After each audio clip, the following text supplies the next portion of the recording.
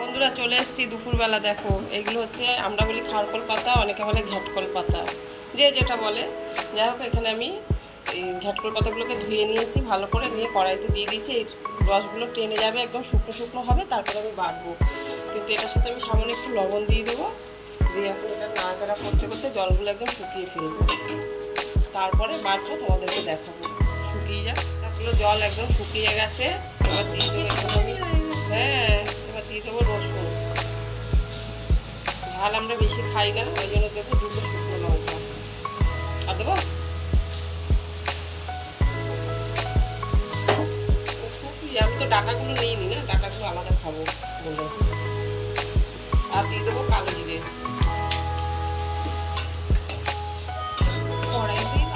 না না, এবার বাটবো, এগুলো ভাজা ভাজা হয়ে গেছে। এবার সব বেটে নেব, বেটে আবার কড়াইতে তেল দিয়ে নাড়বো। বাটা হয়ে যাক, তোমাদের অবশ্যই দেখাবো। আমার মিক্সার নেই, আমি শিলেই বেটে খাই সব কিছু, আর শিলেই খেতে পছন্দ করি।